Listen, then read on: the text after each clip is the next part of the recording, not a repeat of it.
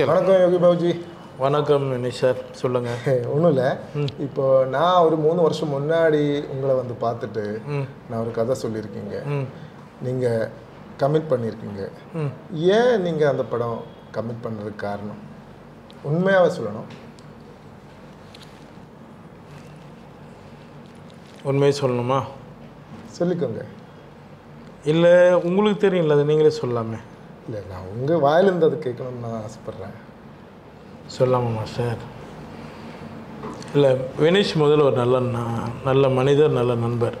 First of all தீக்குளிக்கும் பச்சை மரம்னு ஒரு 15 இருக்குமா, 16 வருஷம் 17 வருஷம் வச்சா, 17 இயர்ஸுக்கு முன்னாடி, ஒரு 17 வருஷத்துக்கு முன்னாடி தீக்குளிக்கும் பச்சை மரம்னு நண்பர் பிரச்சனை வச்சு ஒரு படம் டைரக்ட் பண்ணார். அந்த படத்தில் மதோபர் சார் கேமராமேன். அதில் நான் வந்து ஒரு சின்ன ரோல் பண்ணேன். ஞாபகம் இருக்குங்களா? இருக்கு. ஒரு சின்ன ரோல் பண்ணும்போது அந்த படத்தில் எம்எஸ் பாஸ்கர் எல்லாருக்கும் அண்ணா காம்பினேஷன்லாம் பண்ணோம். அந்த படத்தில் உங்களால் எனக்கு ஒரு பெரிய ஒரு விஷயம் பண்ண முடியல. ஆனால் ஒரு ஃப்ரெண்ட் ரோலாக நீங்கள் கொடுத்தீங்க. அதுக்கப்புறம் அந்த படம் முடிஞ்சது. அதுக்கப்புறம் என்ன நடந்தது உங்களுக்கும் தெரியும். நீங்கள் போராடி தான் அந்த படத்தை ஸ்டார்ட் பண்ணி வெளியே கொண்டு வந்தீங்க. சரியான தேட்டருக்கு அமையலை அப்படின்னு சொல்லி அந்த டைமில் உங்களுக்கு அது ஒரு சின்ன ஒரு படம், நல்ல படம். இன்றைக்கி நடக்கிற ஒரு மார்க்கெட்டிங் கொஞ்சம் இதுவானால அதுக்கப்புறம் உங்களை நான் ரொம்ப வருஷம் ஆச்சு பார்த்து. அதுக்கப்புறம் நீங்கள் போயிட்டீங்க கேரளாவுக்கு போயிட்டு, அப்புறம் இன்னொரு படம் பண்ணீங்கன்னு கேள்விப்பட்டேன். 8 வருஷத்துக்கு அப்புறம் உங்களை கூப்பிட்ட போது அப்போவுமே உங்களுக்கு ஞாபகம் வந்து என் குரல் பார்த்த போதே, காதில் வாங்கும் போதே உங்களுக்கு ஞாபகம் வந்துருச்சு. ஆமாம், நான் 8-9 வருஷத்துக்கு அப்புறம் எனக்கு முதல் முறையாக நான் வந்து டி நகர் போயிட்டுருக்கேன். இப்போ மழை. அப்போது எனக்கு வினீஷ் சார், டைரக்டர் சார் வந்து எனக்கு ஃபோன் பண்ணுறாரு. அவர் வாய்ஸ் எனக்கு கேட்ச் பண்ணி, சொல்லுங்கள் வினீஷ் சார்னு ரொம்ப ஆச்சரியப்பட்டார். இல்லை, உங்களை நான் மீட் பண்ணோம் அப்படின்னு சொன்னார். சரி, ஓகே வாங்க மீட் பண்ணலாம், என்ன மேட்ரு அப்படின்னு சொல்லி நம்ம ஏவிஎம்மில் மீட் பண்ணோம். மீட் பண்ணும்போது உங்களோட பிரச்சனைகள் கொஞ்சம் இருந்தது, அதை விட்டுருவோம். அந்த கொரோனா டைம்லாம் ரொம்ப நீங்கள் லாஸ் ஆகிருக்கீங்க. ஒரு படம் பண்ணணும்னு சொன்னார். நீங்கள் வந்தீங்களா சார்? நீங்கள் வந்தீங்க கூட. ஒரு படம் பண்ணணுன்னாரு. அதுக்கு விநாயகர் தான் சாட்சி, ஏவிஎம் விநாயகர் தான். அது முன்னாடி தான் நின்று பேசணும். மழை வந்தது. சரி, பரவாயில்ல, நான் கண்டிப்பாக பண்ணுறேன், கதை கூட கேட்காம நீங்கள் ஒரு பவுண்டரி எடுத்துகிட்டு வந்தீங்க. ஆமாம், உங்களோட பிரச்சனை தான் எனக்கு முதல்ல தெரிஞ்சு. 10 நிமிஷம் மட்டும்தான் பேசியிருக்கோங்க. அவ்வளோதான் நம்ம பேசணும். ஆமாம், நீங்கள் படம் பண்ணுங்கள். ஏன்னா என்னை வச்சு, என்னை அன்றைக்கி ஒரு சின்ன ரோலுக்கு யோசிச்சு ஒரு டைரக்டர் நீங்கள் இந்த நிலைமையில் இருக்கக்கூடாதுன்னு சொல்லி நான் இந்த படத்தை நான் பண்ண சொன்னேன். கரெக்டுங்களா? சரி, ஓகே. இப்போ வந்துட்டு படம் முடிச்சாச்சு. நம்ம இப்போ அடுத்த 16ஆம் தேதி நம்ம வெளியிட போகிறோம். இப்போ உங்களுக்கு என்ன தோணுது? படம் முடித்த பிறகு இந்த படத்தோட கேரக்டரை பற்றி, இந்த படத்தோட ஸ்கிரிப்டை பற்றி, கதையை பற்றி இப்போ உங்களுக்கு என்ன தோணுது? எனக்கு நீங்கள் ஓப்பனாக சொல்ல போனால், நான் கதையை உங்ககிட்ட கேட்கல. கரெக்டாக அப்போ கேட்டதே கிடையாது.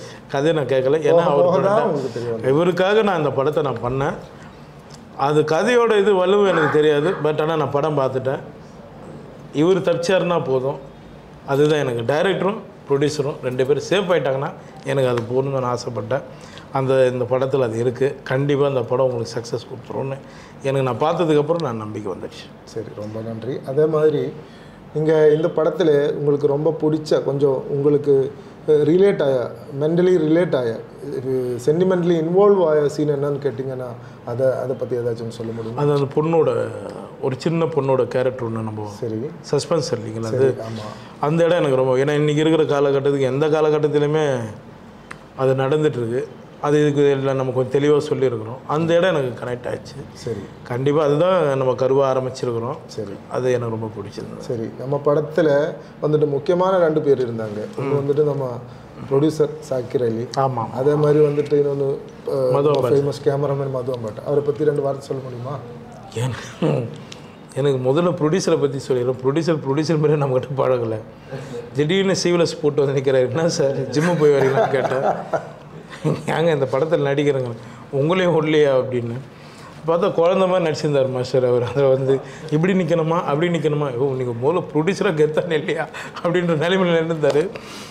முதல்ல ரொம்ப நல்ல ப்ரொடியூசர். ரொம்ப கடினமாக முயற்சி தான் அவர் பணம் போட்டு இந்த படம் பண்ணியிருக்காங்க. ஏன்னா இந்த படத்தில் ஓப்பனாக சொல்ல போனால் ரொம்ப ஒவ்வொரு முறையும் அவங்க வந்து கஷ்டப்பட்டு தான் இந்த படத்தை முடித்தாங்க.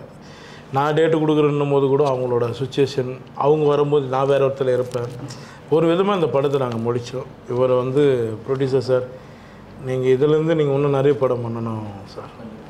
அதை தாண்டி இன்னொரு விஷயம், நீங்கள் எவ்வளோ வருஷமாக நீங்கள் காமெடி ரோலாக பண்ணிகிட்டு இருக்கு. அதுலேருந்து நடுவில் கொஞ்சம் சீரியஸ் ரோல்ஸ் எல்லாமே பண்ணியிருக்கு. ஆனால் எனக்கு தோணுது ஆஸ் அ டைரக்டர் மட்டும் இல்லை, ஒரு ரசிகனாக நான் சொல்கிறேன், இங்கே என்டர்லி டிஃப்ரெண்ட்டான ஒரு ஜானர் நீங்கள் பண்ண போகிற ஒரு த்ரில்லருங்கிற மாதிரி. அதை பற்றி உங்களுக்கு என்ன தோணுது? எனக்கு அது புதுசாக தான் சார் இருந்தது. எனக்கு இது வந்து இந்த படம் வந்து எனக்கு புதுசாக தான் இருந்தது. நிறைய பேர் இதோட டீசர்லாம் பார்த்து என்ன கேட்டாங்க, என்ன படம் வந்து தெரில, நீங்கள் எந்த இடத்துலையுமே உங்கள் ஃபேஸ் வந்து ஸ்மைலே இல்லாமல் இருக்குது அப்படின்னு கேட்டாங்க. இல்லை சார், டைரக்டர் அப்படி யூஸ் பண்ணிட்டாங்க. இப்போ மண்டேலாவில் கூட பார்த்தீங்கன்னா மண்டேலா படம் சில படம் பண்ணியிருப்போம், அந்த சீரிஸ் படம் ஏதாவது ஒரு இடத்துல ஸ்மைல் வர அளவுக்கு இருக்கும். இதில் எந்த இடத்துலையுமே இல்லை. அப்போ அது ஒரு உங்கள் கையில் தான் இருக்குது. நீங்கள் தான் அதை மாற்றி விட்டு ஒன்றும் தெரியாத மாதிரி என்ன கேள்வி கேட்டால் நான் எப்படி பதில் சொல்ல முடியும்? ஓகே, இனி இப்போ வந்துட்டு கடைசி கேள்வி ஒன்றும் இல்லை. இப்போ வந்துட்டு நம்ம 16ஆம் தேதி படம் ரிலீஸ் பண்ண போகிறோம். கண்டிப்பாக நம்ம காமெடி நடிகராகவே நடித்தவங்க 3 பேர், நீங்கள், சந்தானம் சார், அதே மாதிரி சூரி சார், நீங்கள் 3 பேரும் கதாநாயகனாக வரப்போகிற ஒரே நாள். தமிழ் சினிமாவோட உலகத்தில் இப்படிப்பட்ட ஒரு ஒரு ஒரு சம்பவம் நடக்காது. இது முதல் முறையாக நடக்க போகிறேன். உங்களுக்கு என்ன தோணும் சார்? என்ன கமெண்ட் என்ன தோணுது? கமெண்ட் சொல்லுங்கள். முதல்ல ஷாக்காக தான் இருக்குது. ஏன்னா 3 பேருமே ரொம்ப கஷ்டப்பட்டு வந்தவங்க தான். எல்லாருமே சினிமாவில் எல்லாம் கஷ்டப்பட்டு தான் வந்திருக்கோம்.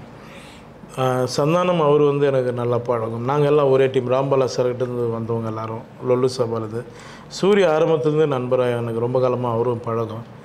இப்போ அவங்க எல்லாருமே வந்து இப்போ சூரிய ஒரு கேரக்டராக வராரு, ஒரு மாமன் ஒரு படத்தில், சந்தான டிடின்னு ஒரு இதில் வராரு. 2 பேருமே காமெடியாக கமர்ஷியலாக வராங்க. நம்ம மட்டும்தான் ரொம்ப சீரியஸாக வரும். அது கொஞ்சம் லைட்டாக சிதற தட்டுது. மதுவம்பட் சார் வந்து அந்த தீக்குளிக்கும் பச்சை மரத்துலேயே அவர் தான் ஒர்க் பண்ணார். அவர் தான் சார் ஒர்க் பண்ணார். மிகப்பெரிய கேமராமேன். அவர் அடுத்து இன்னொரு படமும் கேட்டுட்ருக்காரு என்கிட்ட. உங்கள்கிட்ட சொன்னாரானு தெரில. இன்னொரு படம் பண்ணலான்னு சொல்லிகிட்ருக்காரு. சீக்கிரம் அவர் கூட ஒர்க் பண்ணணும்னு ஆசைப்பட்றேன். சார், என்றைக்கும் உங்களோட கேமராவில் நாங்கள் இருக்கணும் சார். நன்றி சார். ஒரு நண்பனாக நான் உங்களை பற்றி நினச்சேன். என்னென்னா 12-13 வருஷம் முன்னாடி நீங்கள் ஒரு ஜூனியர் ஆர்டிஸ்டாக என் முன்னாடி வந்திருக்கீங்க. ஆனால் இப்போ எல்லாமே இப்போ நீங்கள் வேறு லெவலாக மாறிட்டீங்க. தமிழ் உலகத்துக்கு இல்லை இந்தியன் சினிமா உலகத்துக்கு நீங்கள் என்டையர்லி டிஃப்ரெண்ட்டான ஒரு ஒரு ஒரு நடிகனாகவே நீங்கள் நிற்கிறீங்க. அந்த சூழ்நிலையில் இருக்கும்போது கூட பழைய ஆட்களை எவ்வளோ கஷ்டப்பட்டாலும் சரி, அவங்கள ஏதாச்சும் ஒன்று சப்போர்ட் பண்ணி அவங்க ஹெல்ப் பண்ணணுங்கிற ஒரு முடிவு இருக்குல்ல, அது எல்லோருக்கும் வராது. ஒரு கலாகாரனா அந்த மனசு இவங்களுக்கு இருக்குது. அது ஒரு பெரிய விஷயம். அது ஒன்று. ரெண்டாவது வந்து பார்த்திங்கன்னா, இவர் எப்போவுமே ஆன் த ஸ்பாட்டில், இப்போது நம்ம ஸ்கிரிப்ட் வைஸ் ஏதாச்சும் ஒரு இம்ப்ரவைசிங் தேவையாக இருந்துச்சுன்னா கூட ஆன் த ஸ்பாட்டில் எனக்கு நிறைய சப்போர்ட் பண்ணியிருக்கேன். சீக்வன்ஸாகவே ஒரு அப்படி பண்ணணும் இப்படி பண்ணணும்னு சொல்லும் போது, இல்லை என்னால் பண்ண முடியாதுங்கிற வார்த்தை இது வரைக்கும் இவரோட வாயிலிருந்து வரல. அப்புறம் இப்போ ப்ரமோஷன் சம்மந்தப்பட்ட விஷயம், இவர் நம்ம படத்தில் கதாநாயகனாக நீங்கள் நடிச்சிருக்கீங்க. நான் கேட்கும்போது எல்லாமே நீங்கள் கரெக்டாக வந்திருக்கீங்க. அதை விட இப்போ நீங்கள் ஏன் ப்ரமோஷனுக்கு இன்றைக்கி வந்திருக்கீங்க, நான் சொன்னது எல்லாமே நீங்கள் காதில் வாங்கிட்டே இருக்குது. என்னை பொறுத்த வரைக்கும் எனக்கு 100% நீங்கள் டெடிக்கேட்டடாக வேலை செஞ்சுட்டு தான் இருக்குது. இதுதான் என்னோடய ஒப்பீனியன். நன்றி. வா.